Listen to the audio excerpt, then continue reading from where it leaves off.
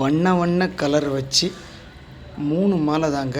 அதுவும் எங்கே அப்படின்னா, நம்ம ஆலங்குளம் பகுதியில் இருக்கக்கூடிய கடைநெறி அப்படிங்கிற பற்றவரையனுக்கு தாங்க ஒரு 3 மாலை போட்டிருக்கோம். அதுவும் பவுச்சர் மாதிரி இல்லாமல் ஜாயிண்ட் டைப்பில் தாங்க பற்றவனுக்கு போட்டிருக்கோம். அதுவும் ஆடி கடைசி வெள்ளி அப்படிங்கிறனால 3 மாலை.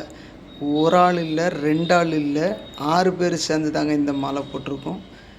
எப்படி மாலை கலர்ஃபுல்லாக இருக்கா இல்லையா அப்படின்னு பார்த்துட்டு எனக்கு ஒரு கமெண்ட் பண்ணுங்கள்.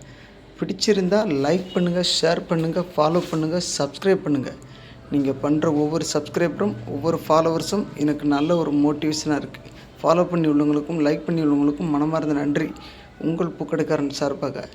ஆடி வெள்ளி எப்படி இருந்துச்சு, சிறப்பாக இருந்துச்சா அப்படிங்கிறது எனக்கு கொஞ்சம் கமெண்டில் சொல்லுங்கள். உங்கள் ஏரியாவில் இந்த மாதிரி பற்றவரையனுக்கு மாலை போட்டிருக்கீங்களா அப்படிங்கிறது எனக்கு கொஞ்சம் கமெண்டில் சொல்லுங்கள்.